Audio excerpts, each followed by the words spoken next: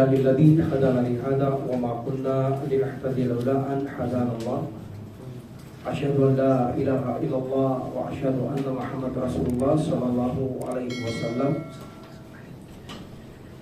Assalamualaikum warahmatullahi wabarakatuh.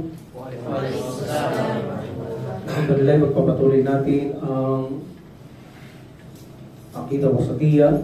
Sa araw na ito ay dadakuhin natin ang patungkol sa exaggeration ng mga ibang sekta, even na ang mga ibang relihiyon, at ang pagka-moderation o ang pagiging katamtaman ng Ahlus Sunnah wal Jama'ah.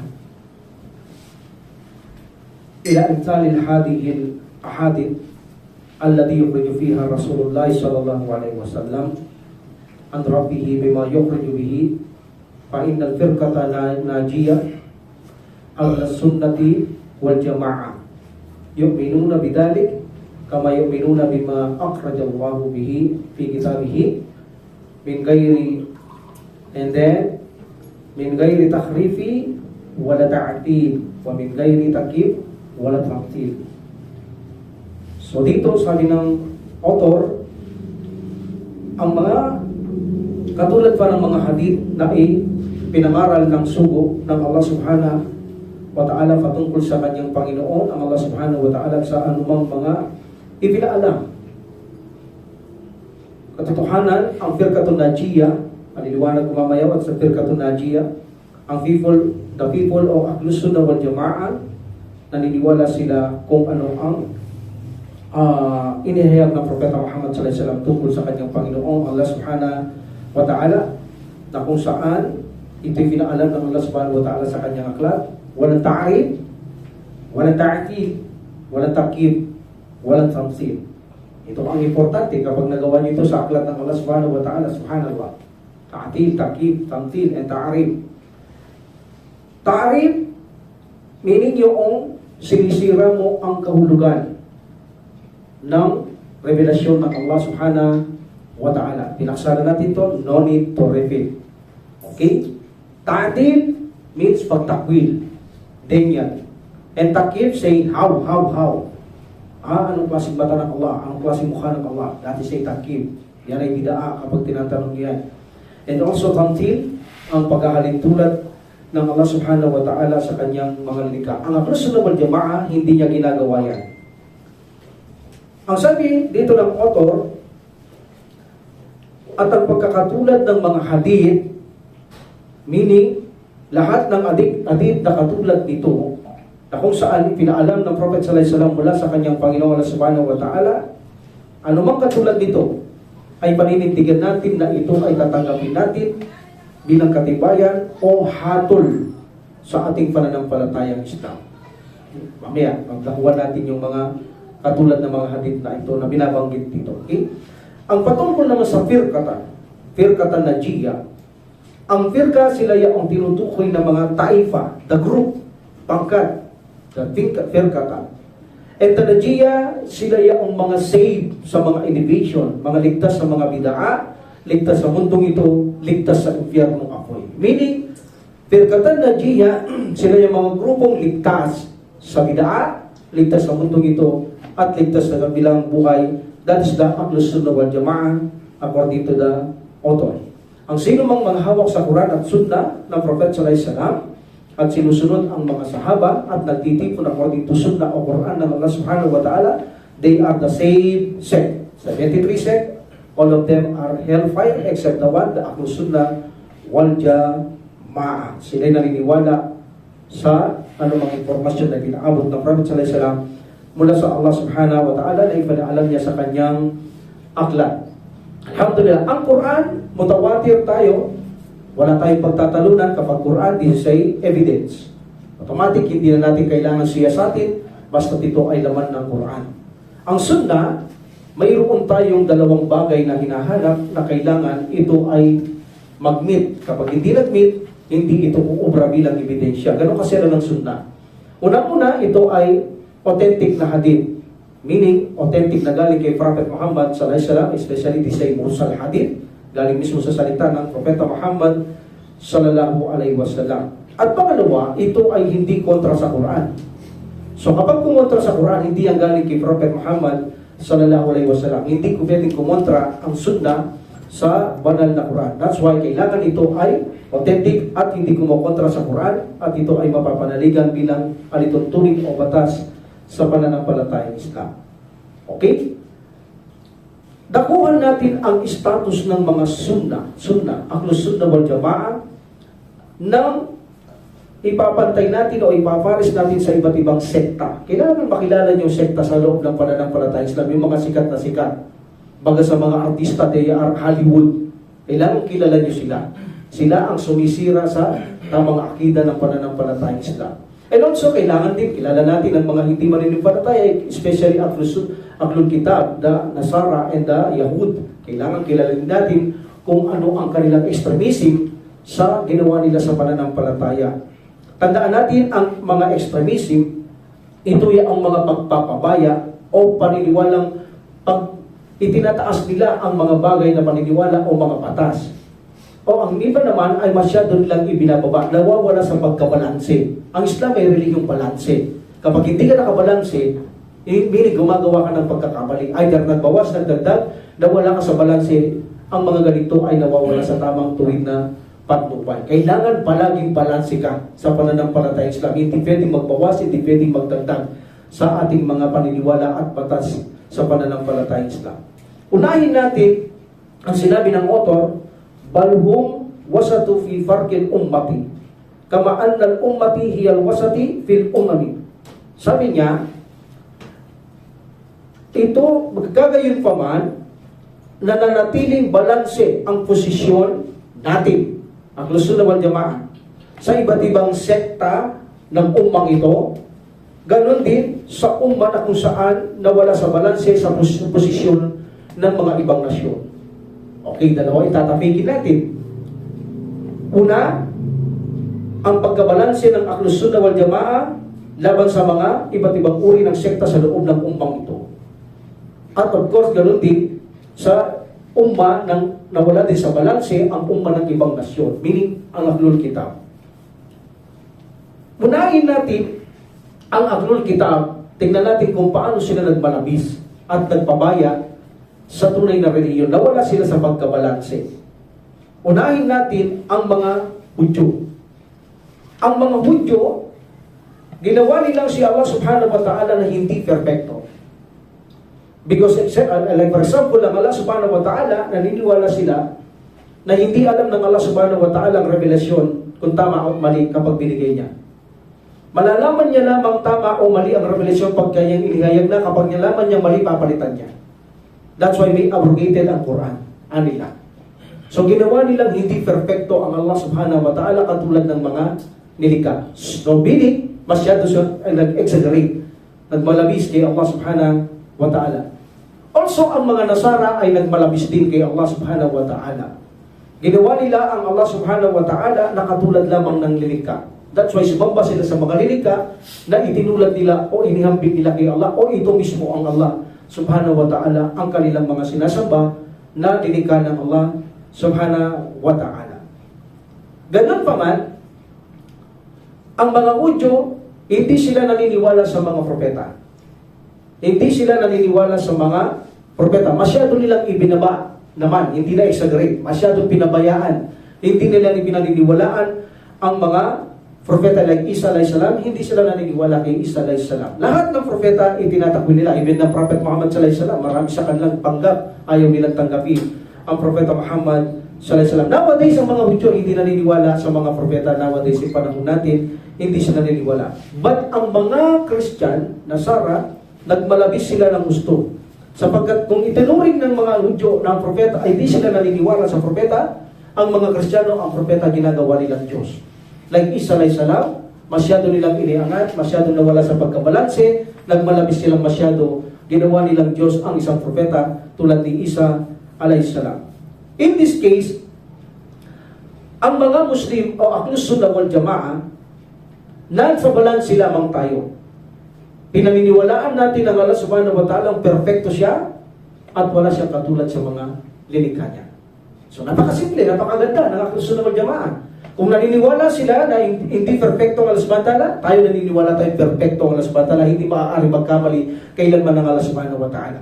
At kung naniniwala sila na ang Allah subhanahu wa ta'ala ay katulad ng mga lilikha, tayo hindi tayo naniniwala. Lay sa kamit tihisay. Walang katulad ng Allah subhanahu wa ta'ala. Yun ang paniniwala natin laban sa mga hindi, mga mananampalataya. Sila mga hindi mananampalataya, nagmalabis sila, meaning, sa kanilang pagdarasal o pagsamba, hindi nila kailangan mag-purify. Walang pagpapadalisay. Hindi katulad ng isang Muslim, bago siya magdasal o magsala, nagpapakadalisay o nagsasagawa siya ng wudu. Sila hindi nila kailangan ang purification ng mga Nasara. Nakikita niyo ba nagsisimba?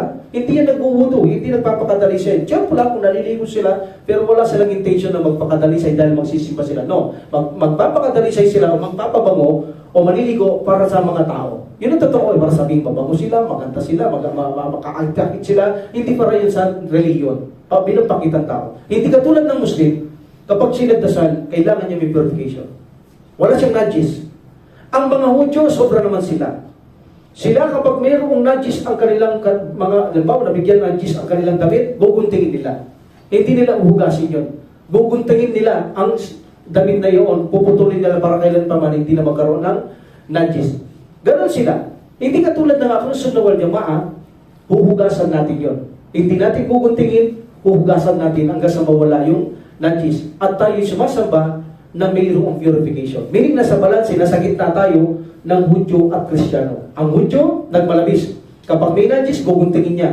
Ang Kristiyano, hindi niya kailangan ng purification. Kahit may najis, magsasamba siya kahit may najis siya sa damit, kahit na mayroon siyang najis sa balat.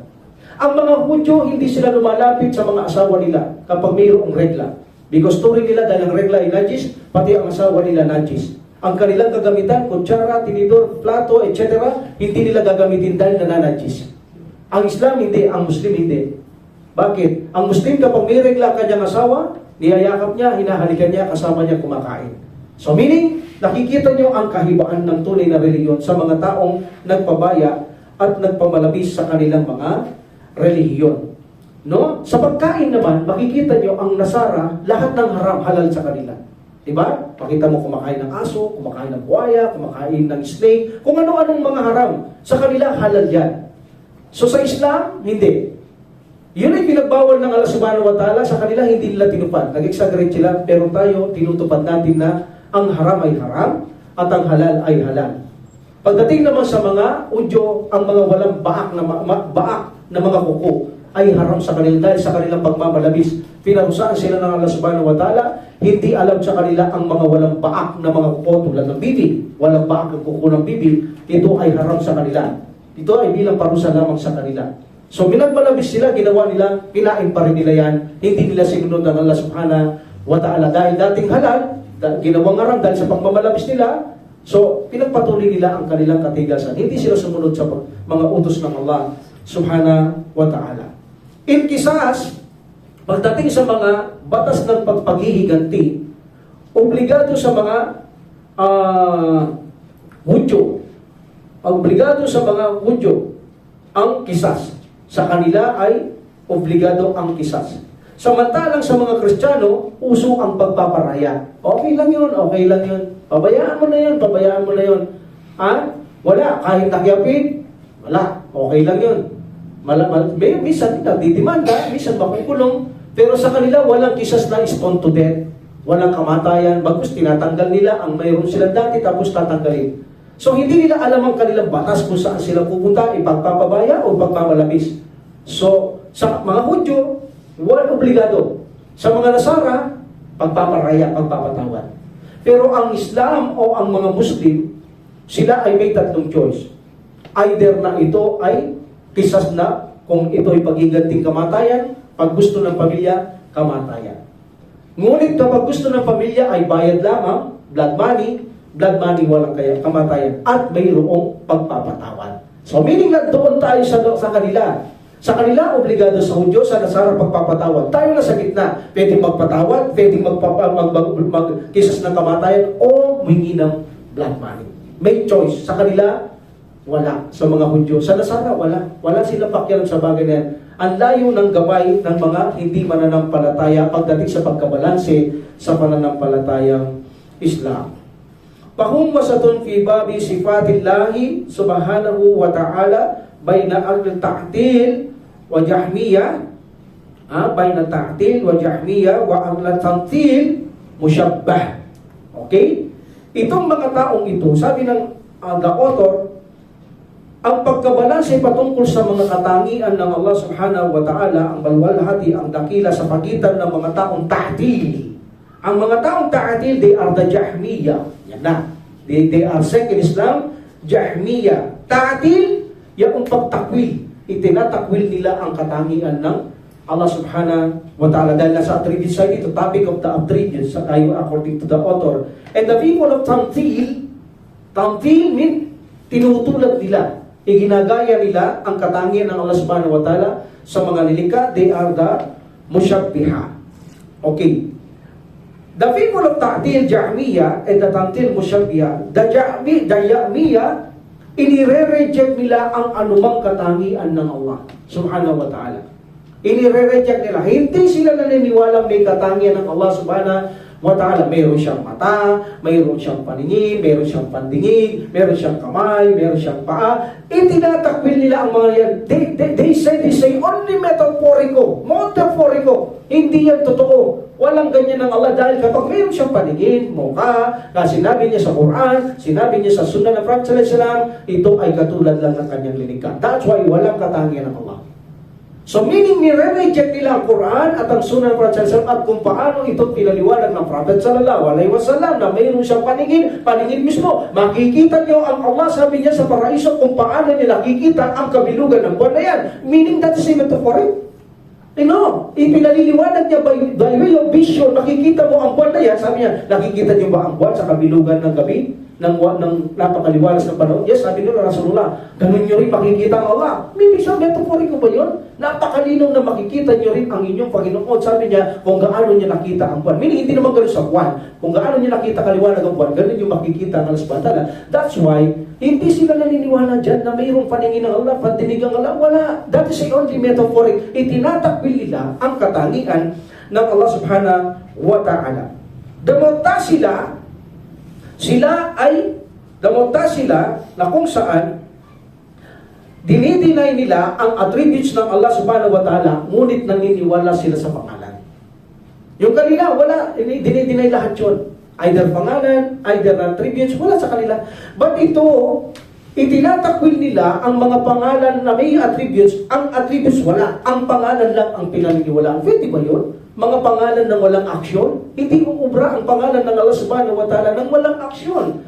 Like for example, siya ang Rab. Ang Rab means the owner, ang manlilikha, the creator. Kung walang aksyon, paano siya naglikha? Kung walang katalinuhan na o kaalaman ng Allah, karunungan, paano niya nilikha ang perfecto ito kung wala siyang knowledge na walang hanggan? Meaning, reject ang pangalan ng walang katangian. But they believe na ang Allah subhanahu wa ta'ala may pangalan dahil nabanggit sa Quran, ngunit ang attributes o katangian ng pangalan o aksyon, reject sa kanila sa mga Mu'tazila.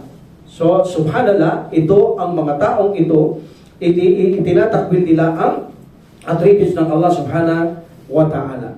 The Ash'ariyah, nowadays, ang mga Ash'ariyah, masisigap silang magda'wa. Nagdada'wa sila, tulad ng Shia, sa mga Ahlus Sunnah wal Jama'ah. At mayroong pumapasok Ash'ariyah at may pumapasok na mga Shia.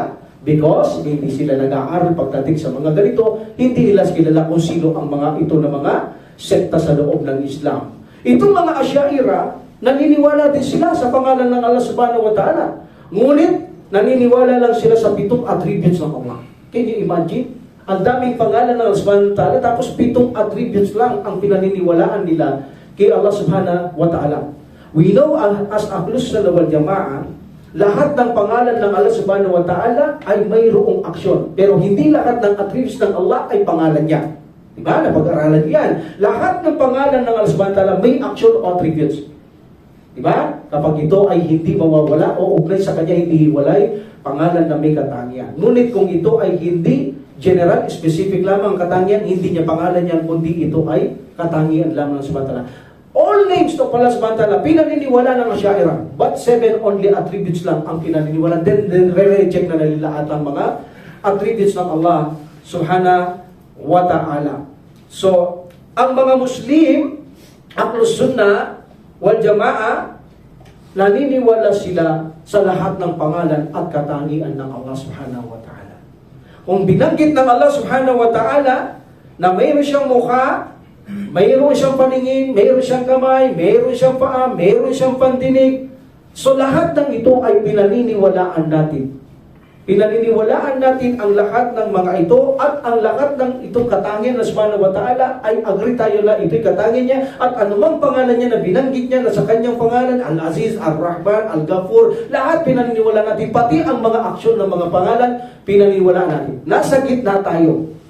Sila, itinakwil nila ang lahat ng pangalan katangian, the Ja'miyah, the Mu'tazila, naniwala sa pangalan na tinakwil ang mga katangian. Tayo, tinatanggap natin lahat ng pangalan at mga katangian ng Allah subhanahu wa ta'ala. At ito ang nasa tamang posisyon dahil ito'y posisyon ng mga sahaba. That's why Ahlus Sunnah wal Jama'ah, posisyon ito ng mga sahaba. Alhamdulillah. So, yan ang kaibahan natin pagdating sa pagkilala sa pangalan at katangian ng Allah subhanahu wa ta'ala.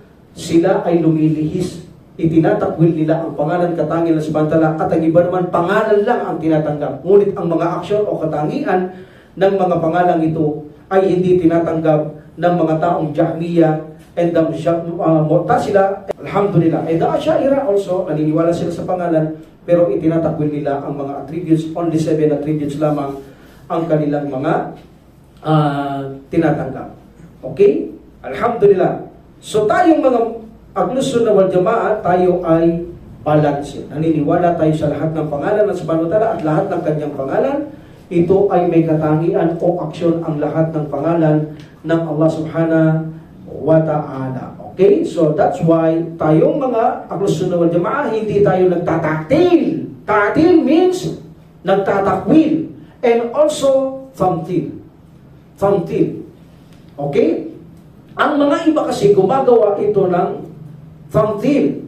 They believe na ang Allah subhanahu wa ta'ala na ang kanyang kamay ay katulad ng kanyang linika. Ang kanyang mukha katulad ng kanyang linika. But this is a beautiful face, beautiful hands. Pinakamaganda sa kanyang mga nilikha. So sila ay naniniwala, this is the tamthil, the people of tamthil, sila yung mga musyabbiha, naniniwala sila na ang Allah subhanahu wa ta'ala ay katulad lang ng kanyang linika. Subhanallah.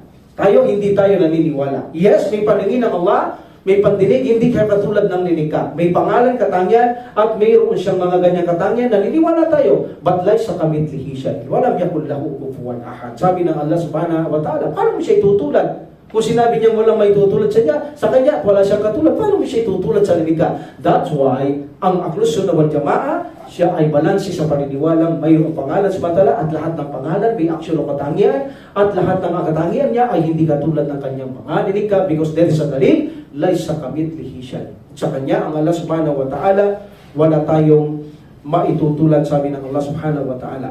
Wa hum wasatun fi babil af'alillahi bainal Jabariyah wal Qadariyah. Okay? Ang kaibahan naman natin sa pagkabalanse, pagkamoderate ng Ahlus Sunnah, pagdating sa topic ng aksyon ng Allah subhanahu wa ta'ala laban sa mga Jabariyah and the Qadariyah. The people, ang sitwasyong ito nahahati sa tatlo. Qadariyah and the Jabariyah and the Ahlus Sunnah wal Jama'ah. Okay? So meaning, nahahati tayo sa tatlo.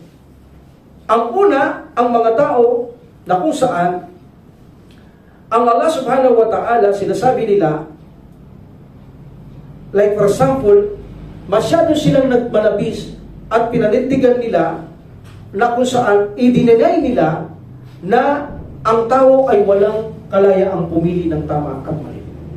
Meaning, hindi siya malayang gumawa ng masama, mabuti at masama. Meaning, kung ano lang ang itinakda ng Allah subhanahu wa ta'ala, yun lang ang gagawin ng tao. Para bang pinagbibintangan pa nila ang Allah subhanahu wa ta'ala, ginawa niya yung masama, yung ginagawang masama, ang Allah subhanahu wa ta'ala ang may gusto. Meaning, sabi nila, ang deeds ng tao ay gawa ng Allah. Subhanallah. Kahit masamang ginawa mo, ginawa yun ng Allah. Siya ang may gawa. Wala kang kalayaan. Ang ginagawang mabuti at masama, ang Allah mismo ang nagtakda. Yun ang mangyayari. Wala kang choice. Wala kang kalayaang pumili ng mabuti at masama anila. Okay? Ang iba naman anila, sa dalawang ito, Qadariyah at Jabariyah, sinasabi nila, yung kanina, yun ang katwiran ng mga Jabariyah. The second category, sabi nila, malaya ang tao na pumili ng masama at mabuti ayon sa kanyang gustong gawin. Okay? Malaya siya sa kanyang gustong gawin sapagkat walang alam ang Allah subhanahu wa ta'ala sa iyong ginagawa. Subhanallah. Meaning, ang kanina, lahat ng gawa mo, tinakda ng Allah. Wala kang choice. Dito naman, naniniwala silang malaya ka, pero walang alam ang Allah subhanahu wa ta'ala sa gagawin mo. Subhanallah, meaning hindi niya alam ang pipiliin mo. Halimbawa, binigyan ka pagsubok, gagawin ba? Hindi niya alam. Maliban lang kung gawin mo doon niya malalaman. So wala siyang kaalaman ganun. Meaning hindi niya alam ang inaharap ng Allah subhanahu wa ta'ala. Bagamat naniniwala sila na mayroong kang choice na gumawang masama at mabuti, pero hindi sila naniniwala na Allah, alam niya ang gagawin mo. Yung kanina, alam lahat ng Allah subhanahu wa ta'ala. Dahil siya ang may gusto nun gagawin mo lahat alam ng Allah. Ito hindi sila naniniwala. May choice ka pero hindi alam ng Allah subhanahu wa ta'ala kung ano ang gagawin ng kanyang alipin. Wala siyang kaalam-alam. This is the Qadariyah. This is the Qadariyah. Also the Australian. Ganon din ang mga Zoroastrian. Katwiran nila ito, malaya kang pumiling masama, malaya kang pumiling mabuti. Choice mo yan, nasa yan. Pero walang alam subhanahu wa ta'ala kung anong gagawin mo. Meaning hindi niya alam, pipiliin mo ba tama, pipiliin mo mali, pipiliin mo masama o mabuti. Walang alam dyan ang Allah subhanahu wa ta'ala anila. Subhanallah, masyado silang nag-exaggerate. Yung una katwiran niya, Dajabariya, anong katwiran niya? Wala kang kalayaang pumili ng mabuting gawa at masama. Meaning, kung ano lang ang tinakda ng Allah, sa pilitan gagawin mo yun. Kaya sabi nila, mayroon sa kanilang sasabi, yung action ng man ay action ng Allah. Meaning, yung ginawa mo, yun ay ginawa ng Allah. Meaning, kasalanan pa ng Allah. Kung ikaw ay gumawang masama, kasalanan pa yun ng Allah subhanahu wa ta'ala. Bakit? Itinakda niya sa iyo yun Ganun ba ang katwiran? Na itatakda niya masama, tapos yun lang ang mangyayari, wala kang choice, wala kang will, di lumilitaw ang Allah subhanahu wa ta'ala siyang may mali, hindi ikaw, dahil hindi mo gusto yun Iyon ang katwiran nila. Subhanallah kung paano sila nag-exaggerate sa mga aksyon, no? Aksyon niya ng Allah subhanahu wa ta'ala. Paano naging aksyon ng Allah subhanahu wa ta'ala ang mabuti at masama? Because He created it. Kinreate niya ito, nilikha niya ito. Pero, hindi niya nilikha na ikaw ay gawin mo parasahin ka niya. Binigyan ka niya ng choice. So, sabi nila, wala kang choice. Alam naman, sabi nila mga Qadariyah, sabi nila, may choice ka. Pero ang choice mo hindi alam ng Allah subhanahu wa ta'ala kung anong gagawin mo, tama ba o mabuti. Walang kaalam-alam dyan. Ang Allah subhanahu wa ta'ala. The third category ay ang aklus sunnah wal jamaah. Tayo, naniniwala tayo na mayroon tayong malaya na makagawa ng tama at mali. Meaning malaya ka. May choice ka, may kusang loob ka na pumili ng masama at mabuti. Pero hindi mo magagawa yan maliban sa kagustuhan ng Allah. Okay? May choice ka. Pero kagustuhan niya ng Allah. Kung anong gagawin mo, yun kung anong gagawin mo, yun ay by the wills of Allah. Dahil wala sa lupa ang mangyayari na hindi kagustuhan ng Allah. Maasaba kung min musibatin illa bi'idnillah. Walang mangyayari masama sa mundo, kahit masama, maliban pa hintulutan ng Allah subhanahu wa ta'ala. So meaning, malaya kang pumili, pero magagawa mo yan, mabutit masama, by the wills of Allah. Dahil kapag ginusto ng Allah na hindi magagawa, kahit gusto mong gawin, mapipigilan ng Allah subhanahu wa ta'ala ang gusto mong gawin. Kung gusto mo, ayaw mo namang gawin, pag ninais ng Allah subhanahu wa ta'ala, magagawa mo kapag ninais ng Allah subhanahu wa ta'ala. But mayroon kang choice. Ngunit by the wills of Allah subhanahu wa ta'ala, wala kang kakayang gawin mo ang gusto mo na hindi pagigintulutan ng Allah subhanahu wa ta'ala. So ang ating problema rito, paano naging creation ng Allah subhanahu wa ta'ala ang mga action natin? Di ba? So, simple lang. Because He created the action. Masama mabuti, lilikha niya yun. That's why, walang problema sa katanungang paano naging creation ang action. Dahil siya ang naglikha ng masama at mabuti. Ang Allah subhanahu wa ta'ala. So tayo nasa middle tayo. Kung sa kanila ay tinatakwil nila na wala tayong kalayaang pumili ng gawa o kusang loob, hindi tayo naniniwala. Tayo ay naniniwala, maging ang Quran, sinabi niya, ipinakita niya ang dalawang landas, ang tama at mali, meaning para pumili kayo. Okay? At nagpadala siya ng guide para malaman niyo ang tama at mali. So pumipili tayo. Sa kanila walang kalayaan. Kung ano lang itinakda ng Allah subhanahu wa ta'ala, that's it. Yun lang ang mangyayari anila. Yun lang ang mangyayari. Ang sa iba naman, sabi nila, hindi, mayroon tayong kalayaan, pero walang alam ang Allah subhanahu wa ta'ala kung anong gagawin mo o pipiliin mo masama mabuti. No, tayo, paniniwala natin, tayo ay naniniwala na kung saan ang lahat ng ginagawa natin ay ayon sa ating kagustuhan. Pumili tayo, malaya tayo, may kusang loob. At alam ng Allah subhanahu wa ta'ala kung ano ang pipiliin mo, hindi mo pa mang ginagawa. Alam na ng Allah subhanahu wa ta'ala kung ano ang gagawin mo. That's why, malinaw sa ebidensya, alam na ng Allah subhanahu wa ta'ala ang lahat ng mananakalan sa impyerno ng apoy. At alam niya na lahat ang mananakalan sa paraiso. Pero hindi itinakda ng Allah subhanahu wa ta'ala, meaning na ipinwersa ka, na ikaw ay dito na sa impyerno, dinikang kita, persado ka dito. No! Ikaw ang gumawa kung bakit ka pumasok ng paraiso at impyerno. Pinili mo yun. Alam lang ng Allah subhanahu wa ta'ala, nung likhain ka pa lang ng Allah, alam na niya kung may impyerno paraiso ka dahil alam niya na lahat ang gagawin mo sa mundong ito. Ganon ang Allah subhanahu wa ta'ala. Pero mayroon tayong kalayaan na pumili ng mga gawa ayon sa ating gusto. But by the will of Allah. Agad tandaan nyo, by the will of Allah. Walang mangyayari sa mundo na hindi pinapahintulot ng Allah subhanahu wa ta'ala. Sometimes ayaw mong gawin ng mabuti, but by the will of Allah, tutulungan kanyang gawin mo yung mabuti. Pero choice mo yun. But tumutulong ang Allah subhanahu wa ta'ala. Sometimes naman, dahil mapakimaksik ang tao, ayaw tulungan ng Allah subhanahu wa ta'ala. Gusto niya ng gawin ng mabuti, pinipigilan siya gumagawang paraan ng Allah subhanahu wa ta'ala para hadlangan kang gumawa ng mabuti. That is the, but choice mo yun. Gusto mo yun. But ang Allah subhanahu wa ta'ala, kapag ayaw niya, hindi mo magagawa yung choice mo. Meaning, hindi natin mapagbibintangan ng Allah subhanahu wa ta'ala na kung saan ang tao'y walang kalayaang pumili ng kanyang magawa o kusang loob. Hindi makatarungan yan. Bakit? Sapagkat linika ka ng Allah subhanahu wa ta'ala na para bang linika ka ng Allah subhanahu wa ta'ala na nilagay ka niya sa impyerno ng apoy dahil sa kanyang takda sa iyo. Hindi makatwiran at makatarungan ang ganong paniniwala. So that's why hindi natin pinaniniwalaan ang mga bagay na yan. Wa fi babi wa'idillah bayna murji'ah wa bayna mawaidiyah minal qadariyah wa gairhim. At ang paksa patungkol naman sa pagbabanta ng Allah subhanahu wa ta'ala, yung mga treating ng Allah subhanahu wa ta'ala and the whole, ang mga treating niya, mga babala niya tungkol sa parusa, tungkol sa paggawa ng mga mali, makasalanan at yung magandang balita sa paraiso. Patungkol naman dito ang kaibahan natin sa mga sumusunod na sektang ito. Unang-una,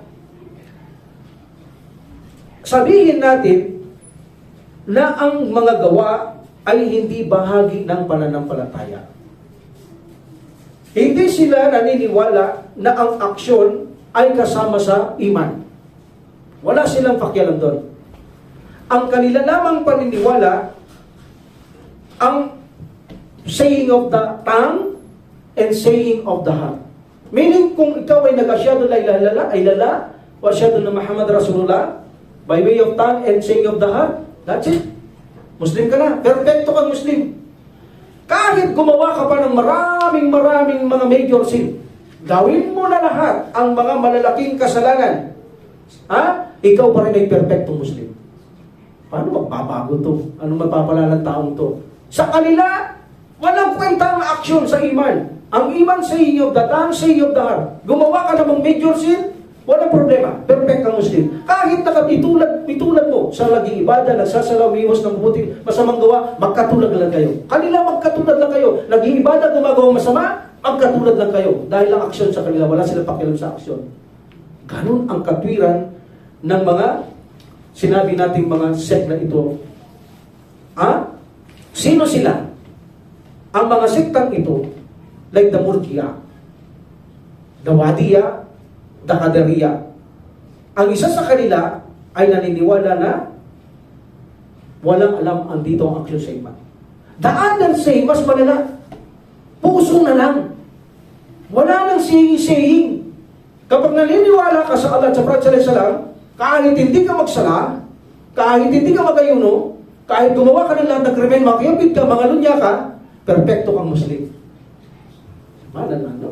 Sobrang exaggerate ito. Yung kanina, dalawa. Tinanggal pa yung sa bibig, sa dila. Puso na lang. That's why may mga akida na kahit hindi nagsasala ang Muslim, papasok siyang paraiso. Sila yung mga taong nagbibigay ng ganyang akida. Na sapat na sa kanilang may intention ka, na tanggap mong Allah, Prophet sallallahu alaihi wasallam, tanggap mo salat, tanggap mong fasting, huwag mo nang gawin, papasok ka sa paraiso. Dahil perfecto ka pa rin Muslim. Dahil naniniwala ka. Subhanallah. So sila ang nagpapatwa nito. That's why sino mang naniniwala dito, nabibilang siya sa mga sektang ito. Meaning, nasa labas itong mga ito. Exaggeration ito sa pananampalatayang Islam. The Wadiya, opposite sila dito. Ang Wadiya, hindi sila ganon. Ang sino man gumawa ng major sin, okay? Ang sino man nakagawa ng major sin, alam natin major sin kapag may babala sa kabilang buhay, parusa, may sumpa, at parusa dito, dati si major sin. Kailangan tauba yan. At hindi ka nakapagtauba, sabi nila, habang buhay ka sa impyerno po. Sobra naman sa kanila. Kanila, wala silang pakialam sa mga kasalanan. Ngayon naman, ito, baliktad ang mga ito, itong mga wadiya na ito. Sa kanila, kapag gumawa ka ng major sin, at hindi ka nakapagtauba, namatay ka, habang buhay ka na sa impyerno po. Para ka ng kupar. Sa kanila, ganun na ang turing nila, like the Kawarij. Kawarij, pag gumawa ka ng major sin, lalabas ka sa Islam. Sa kanila, hindi naman. Ayaw nila sabihin na disbeliever ka, unbeliever ka. Ina-apply nila sa mundo. Pero pag namatay ka, automatic disbeliever ka. Ganun sila, magulo ang kanilang mga akida. But the Kawarij, hindi. Hindi magulo. Kapag gumawa ka ng major sin, lalabas ka na sa Islam. Automatic yun. Kailangan makapag-repent ka, manumbalik ka sa Islam. Kapag gumawa ka ng major sin, lalabas ka sa Islam. Ang mahirap dito, hindi ka makakapagtauba nang wala sa harapan ng puntod ng Prophet Muhammad sallallahu alaihi wasallam. Meaning kung nagkasala ka major sin dito, gumawa ka kayamanan mo, magnakaw ka, etc. Subhanallah, para pumunta ka doon kay Prophet sallallahu alaihi wasallam, magtauba ka doon. Tatanggapin naman ang pagnanakaw mo eh. Kasi ginawa mo na yung major sin, hindi ka na rin mapapatawad, gawin mo na lahat para magkapera ka, pumunta ka sa Madina at doon ka magtawad sa puntod ng Prophet sallallahu alaihi wasallam, doon ka na patatawarin ni Allah subhanahu wa ta'ala para makapasok ka ulit sa pananampalatayang Islam. Hirap! Sinong taong hindi makakagawa ng major sin, even na nagpapasting? Kaya sabi nga ni Imam Ahmad rahimullah, kung ang hadith ay apply yaong hindi kailangan ng Allah subhanahu wa ta'ala ang iyong pag-ayuno sa ayaw umiiwas ng mga malalaking bagay na kasalanan sa tuwing nag-aayuno. Kung i-apply yan na ibig sabihin ng hadith, ang yun ang ibig sabihin, hindi kailangan na nga ng pag-iwas mo sa inumin pagkain dahil patuloy kang gumagawang malaking kasalanan. Kung yung hadith na yun ay pagputol, I mean, break yung fasting, maraming mapuputulan ng fasting sa Ramadan. Dahil sabi ni Imam Ahmad rahimullah, ito ay gawa in general sa tao na magkasala siya. That's why ang hadith na yun, hindi ito pagputol ng fasting. Hindi nasira ang fasting mo. Meaning, kundi nawawala sa pagka-perfecto ang yung fasting dahil gumagawa ka ng kasalanan.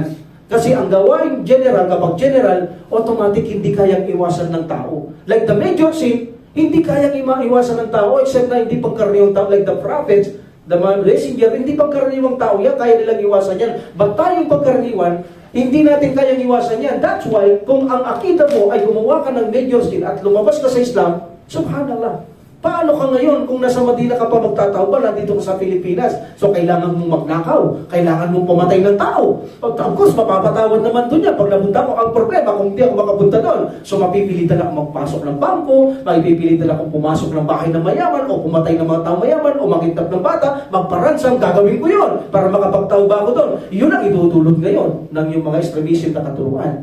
That's why, hindi po ubra na gumawa ka ng major sin ay lalabas ka na sa pananampalatayang Islam. Ha?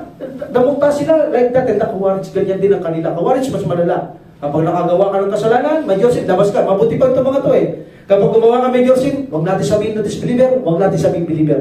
Between tayo. Saan mo makikita sa Quran yun? Na kapag gumawa ka ng mali, o paglabas sa Islam, hindi ka disbeliever, o believer ka. Saan mo makikita yung aya na yun? Walang ganong ebidensya.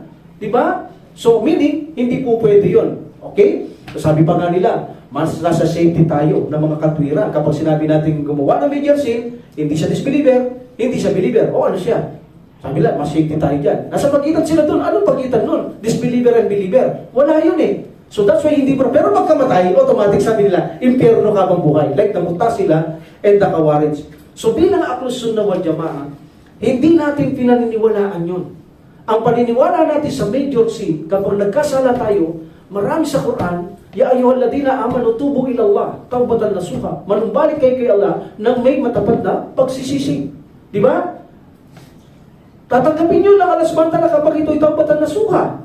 At sinabi pa ng Allah subhanahu wa ta'ala, kung tinatanong ka ng aking mga alipin, Muhammad, sabihin mo sa kanila, malapit ako at ako'y tumutugon sa kanilang mga pananalangin. Okay? So meaning marami sa Quran, even na nagkasala, even na gumawa ng shirk, even na gumawa ng pagkikapit, kapag nagbalik sila sa Islam, patatawarin sila ng Allah subhanahu wa ta'ala at buburahin pa ang kanilang mga maling ginawa. So naniniwala ang Ahlus Sunnah wal Jama'ah na kapag tayo'y nakagawa ng aksyong major sin, magtatawba tayo at patatawarin tayo ng Allah subhanahu wa ta'ala. Ano naman ang paniniwala natin kung walang tawba? So gaya ng pinag-aaralan natin, kapag walang tawba ang major sin, may punishment ka sa kubur.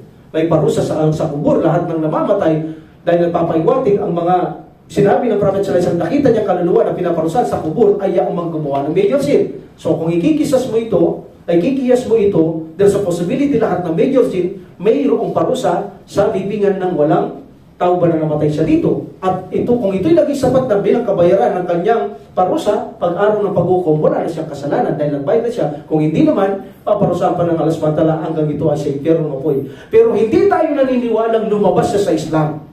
Hindi tayo naniniwalang lumabas siya sa Islam kapag siya ay gumawa ng major sin, hanggat hindi siya gumagawa ng paglabas sa Islam. Kung major sin lang, walang paniniwala ang Sunnah wal Jamaa na siya ay lalabas sa Islam.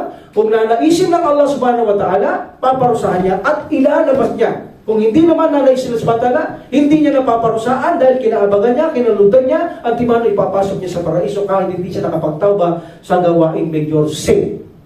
Okay? So ganun ang paniniwala ng Ahlus Sunnah wal Jamaa laban sa mga taong ito na sobrang exaggerate ang kanilang paniniwala. Wa fi babil asma'il iman walladina bainal haruriyya wal muttasila wa bainal murji'a and the jahmiyya. At ang paksa sa pangalan sa pananampalataya sa relihiyon sa pagitan ng haruriyya, muttasila at sa pagitan ng murji'a at jahmiyya. Anong ibig sabihin nito? Ito ang topic na ito sa pangalan at ang relihiyon. Okay? At iba pang mga paksa tulad ng mga hukom, mga promise, mga treaty, mga pag-warning at mga promise sa paraiso. So ano ang paniniwala dito ng mga ito? Okay? Siya ba ay mananampalataya o siya ay hindi mananampalataya kapag siya ay nakagawa ng malaking kasalanan? Anong itatawag natin? Tingnan natin ang kanilang mga katwiran. Of course, tayong mga Ahlus Sunnah wal Jamaa, balanse tayo palagi. Katamtaman tayo, nasa pagitan tayo ng dalawang sekta na ito na halimbawa, Haruriyya at Mu'tazila. Sa kanilang pananaw, itong mga Haruriyya at Mu'tazila, nasa isa silang pananaw, from one view. Ito rin Murji'a at Jahmiyya from another view. Okay? Ang kanilang view, ganito ang kanilang view. Tumitingin lang sila sa isang side. Wala silang pakialam sa isang side. The treating lang. Hope lang. Wala treating. Isang side lang ang tinitingnan nila. Hindi katulad natin, dalawang side ang tinitingnan natin. Ang Haruriyya at ang Mu'tazila, actually the Haruriyya, they are Khawarij. Noong bago nila patayin si Ali radhiyallahu an, pumunta sila sa isang lugar ng Harur. Doon sila nag-meeting kung paano papatayin si Ali radhiyallahu an dahil pinalitaw nilang kufar si Ali radhiyallahu an dahil sa pagpapatay ni Muawiyah at kanyang tawan kay Ali radhiyallahu an, nagkaroon ng pagkakasundo. So dahil dito nagalit ang mga Khawarij na ito, pinakita nila na si Ali kufar dahil nakipagkasundo siya kay Muawiyah, dahil tingin nila kay Muawiyah, kaya nasa panig sila ni Ali, kufar sila Ali, siya Muawiyah radhiyallahu an. Ba't nang makipagkasundo si Ali, nasa panig niya Khawarij, nagalit sila, nagmurtad si Ali radhiyallahu an dahil nakipagkasundo siya kufar. So pumunta sila sa lugar ng Harur and meeting sila kung paano papatayin si Ali radhiyallahu an. That's why tinawag silang Haruriyya. But actually they are the Khawarij. Kapag gumawa kang malaking kasalanan, labas ka sa Islam. Gusto magtawba, punta sa puntod ng Propeta Muhammad sallallahu alaihi wasallam. Silang pumatay kay Ali radhiyallahu an, the Khawarij. Ang Khawarij matatapang ito kaysa sa mga Shia. Ang mga Khawarij pumapatay kahit sa loob ng masjid. Ito yung mga salbahing tao sa panahon nila. Ewan ko sa panahon natin, wala akong alam sa panahon natin ngayon. But there still Khawarij pa rin sa panahon natin ngayon. Ang paniniwala ng mga Haruriyya at mga Mu'tazila, ito ay naniniwala na kung saan ang mga pagpapatay, ang mga kayamanan, ito ay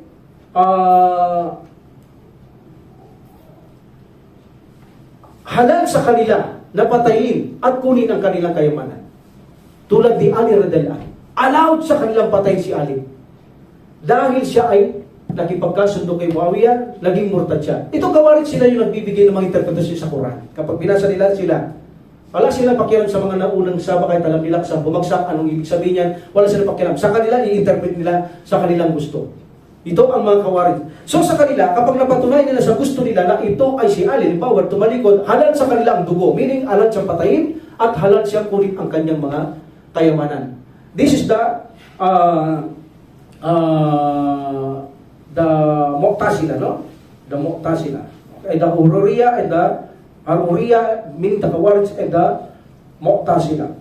As for Murji'ah at Jahmiyah, baliktad sila. Okay?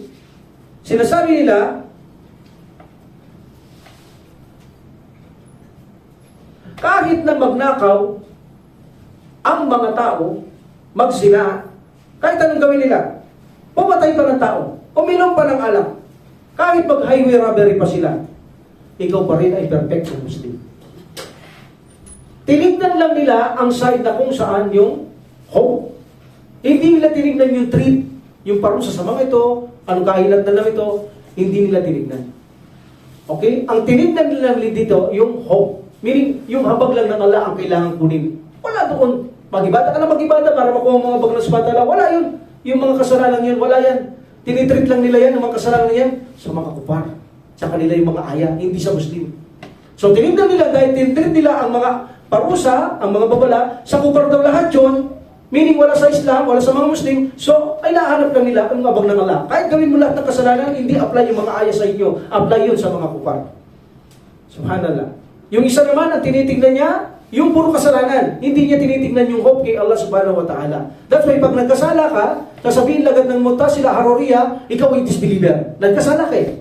Ganun sila, nakatingin sila sa isang, focus lang sa isang pagkakamali. Wala sila dun sa hope. Ito naman, binaliktad niyang paningin sa hope lang. Wala sa pakialam sa kasalanan. So, ganun sila. Tayong mga Ahlus Sunnah wal Jama'ah, hindi tayo ganun. Nasa balanse tayo. Kung ang isa ay naniniwala na hope lang mga kailangan at walang pakialam sa kasalanan, tayo kaya naniniwala din ng hope. Pero iyong isa, naniniwala siya na kasalanan lang yung hope, hindi niya kailangan, naniniwala din tayo. Pero pinagsasama natin. Hindi katulad nila, nakabaling lang sa isang paningin. Kung ang hope lang ang kailangan kaya yung habag niya lang ang kailangan, wala na silang pakialam sa mga treating ng awa. Ang isa naman, wala silang pakialam sa hope ng Allah sa habag, ang mga kasalanan ang binabantayan. Kailangan huwag kang gumawa ng major sin. Dahil pag gumawa ka, automatic lalabas ka sa Islam. Ang isa naman, kahit gumawa kang gumawa, basta dito kahabagan ka lang ng Allah. So, ipinag-iwalay nila at baliktad sila. So, tayo hindi. Tayo hindi. Pareho natin iyong tinatanggap at tinitignan magkabila ang bagay treating and hope. Meaning, ang pangako ng Allah, hinahangad natin. Ang mga parusa o babala ng Allah, tinatanggap natin para iwasan natin. Meaning, kapag nakagawa tayo ng mali, tinatanggap natin nakagawa ng mali. Pero hindi tayo lumalabas sa Islam. Hindi natin yung binabantay ng ang mga major sila paglabas sa Islam. So, hindi katulad ng mga Haruriyya at Mu'tazila, ang tinitingnan lang nila, focus lang nila, major sin. Dahil kailangan walang gagawang major sin, ligtas ka. At that time, gumawa kang major sin, at hindi ka nakapagtawba doon, hindi makalaga yung pagkabag, hindi ka kakabagan ng Allah. Dahil gumawa ka major sin eh. Ito namang isa, dito siya tumingin, nakatambak ang mali, pero wala siyang pakialam. Ang mahalaga, kunin ang habag ng Allah. Lahat ng gawin mong mali, okay lang. Muslim ka, kailangan makuha mo lang ang habag ng Allah subhanahu wa ta'ala. Tayo naman hindi. Titignan natin ang magkabila. Ang magkabilang panig ay titignan natin ang mga magkabila. Hindi tulad ng isang tingin lamang sa isang panig lamang. So dito, tatanggapin natin na ang babala ng Allah subhanahu wa ta'ala ay totoo. Pag-iingatan natin, iiwasan natin.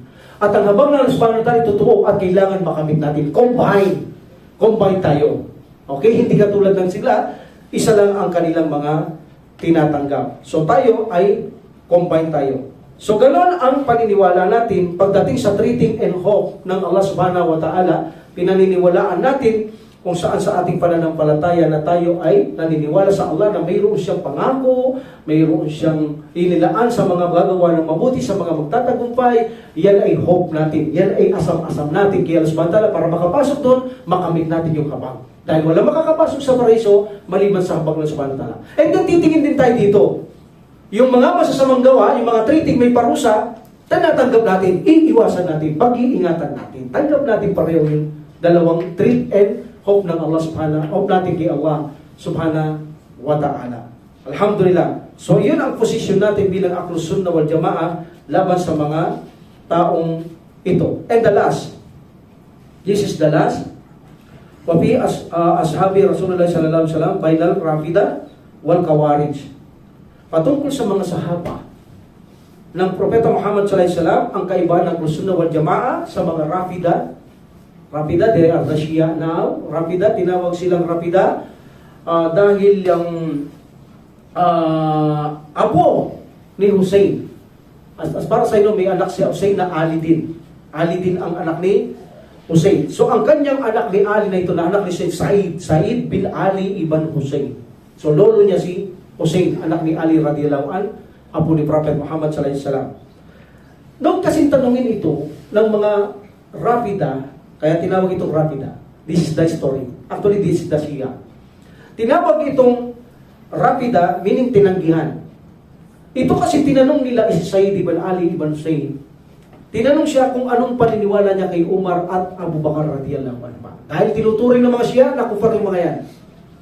Sabi niya, ng taong ito, sila ay mga taong pinagpala. Galit na galit ang mga taong ito, biglang nagalit.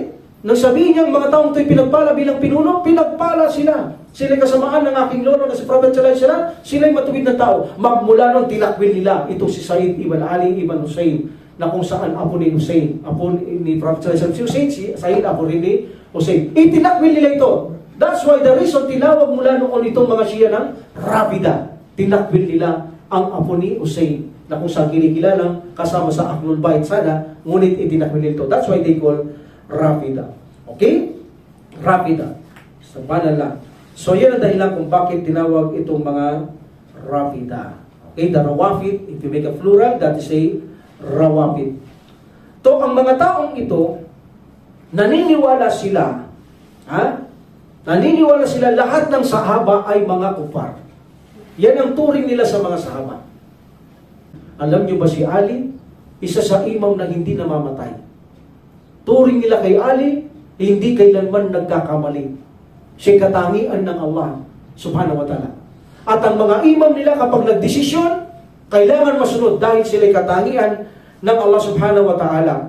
Hindi nagkakamali kailanman ang mga imam nila. Kabilang na yan si Mahdi na darating. At darating pa rin si Ali na dahilan. Sa araw na yun dahil hindi namamatay si Ali.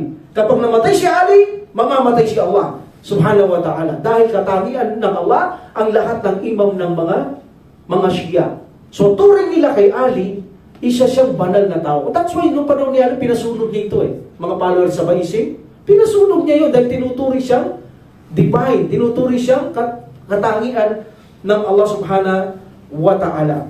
At actually, ang mga imam ng mga ito, mas mataas pa sa mga propeta at sugo sa turing nila. Kaya si Ali, nakita nyo, hindi lang radiyallahu an, alayhi salam din. Ali alayhi salam. Mataas pa si Ali kay Prophet Muhammad sallallahu alaihi wasallam sa kanila. Bakit? Sapagkat ang mga imam hindi kailanman magkakamali. Ang mga propeta at sugo magkakamali kahit na maliit na pagkakamali. That's why ang turing nila sa mga imam, mas matataas ito sa mga propeta at mga sugo. At ang turing nila sa mga sahaba, lahat sila ay kufar. Ganun ang turing nila sa mga sahaba. Lahat sila ay mga kufar, except the Ahlul Bait. And 4 na katao. Obligatory nilang paniwalaan to because they are the pillars of Ali. Lawak ba? May pillar si Ali, Pillars ni Ali ang 4 na sahaba. Obligatory paniwalaan nila. Kapag hindi pinaniwalaan ni Shia, number 1, Abu Dar al-Ghifari.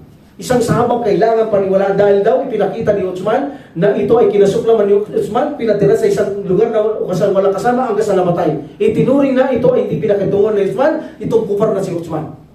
So sa kanila, pinagbalasakitan nila, tinanggap nila si Abu Dar na obligatory paniwalaan bilang sahaba, ito ay kabilang sa mga sakop ng Ahlul Bait, pillars ni Ali radhiyallahu anhu. Abu Dar al-Ghifari. Number 2, kailangan paniwalaan si Ammar ibn Yasir. Ammar ibn Yasir, Salman al-Farasi at al-Bighdad ibn Ammar. Ang apat na yan, they call this the pillar, the arkan of Ali. The pillars of Ali. Hindi titindig si Ali kung wala yung apat na sahabang yan. Only the four sahaba ang tanging tinatanggap nila. Ganon nila binastos ang lahat ng mga natitirang sahaba. Itinuring nila itong mga hindi mananampalataya. Ang mga sahabang yan ng mga taong ito na mga Shia. Okay? But they are opposite to the Khawarij. Ito ay kabaliktaran ng mga Khawarij. Sa Khawarij, si Ali ay itinuring nilang disbeliever. Sa kanila, si Ali, itinuring nilang katangian ng Allah, hindi mamamatay, hindi magkakamali. Pag namatay si Ali, mamamatay si Allah, subhanahu wa ta'ala. At babalik si Ali, at hindi namamatay si Ali kailan pa man. O paano yung nilibing siya? Paano yung namatay siya? Bakit hindi naiwasan ni Ali yung kung talagang siya hindi namamatay? Di ba? Malinaw eh. Pero sabi lang, hindi namatay. Babalik yan. Pagdating ni Mahdi, babalik siya. At dala niya pa yung buong katotohanan, buong guide, meaning hindi pa kumpleto. Pati si Fatima, yung aklat ni Fatima, radiyallahu anha, anak ng Prophet sallallahu alaihi wasallam, lilitaw yung kanyang aklat. May aklat pa yan, pinatago ng Propeta Muhammad sallallahu alaihi wasallam. Ganun nilang binabastos din pati yung Prophet sallallahu alaihi wasallam. Ibig sabihin, nagtago ng kaalaman ang Prophet sallallahu alaihi wasallam. Ibig sabihin, hindi pala kumpletong Islam. Sabi ng Allah, kumpleto ng Islam. So, ganun din nila binabastos ang Propeta Muhammad sallallahu alaihi wasallam, ang mga Shiyang ito. Sa kanila, baliktad. Si Ali ang itinuring nila kufar ng mga Khawarij. Bakit? Yung sinabi nga natin kanina si Muawiyah, alam natin kalaban sa kabilang side ito, Muawiyah bin Abi Sufyan. So, alam nila, turing nila kay Muawiyah, radiyallahu anhu, kufar. Kaya ang Khawarij nasa side ni Ali. Okay?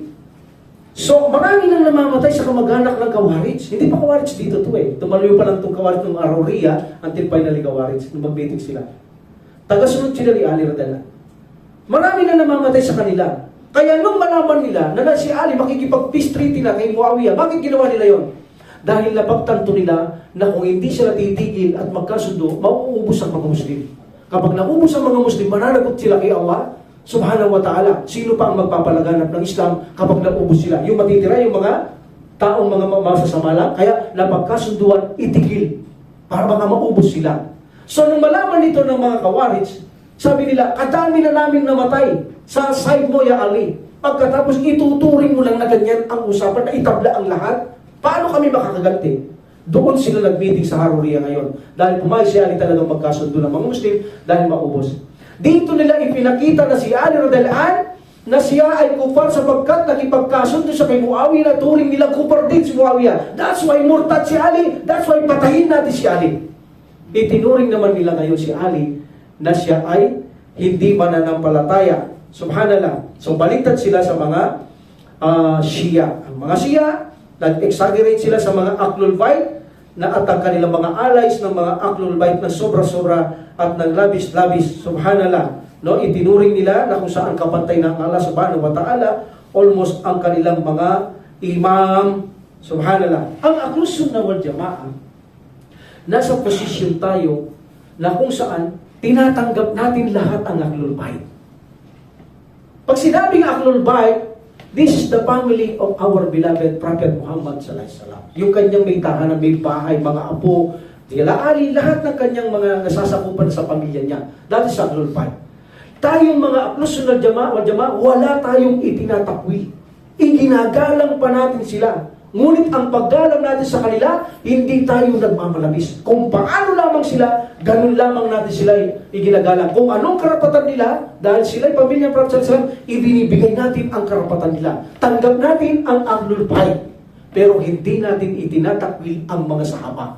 Wala tayong itinatakwil na mga sahaba. Tinatanggap din natin ng maluwag ang mga sahaba. That's why nasa gitna tayo ng kanilang mga side. Ang isa, itinatakwil nilang sahaba.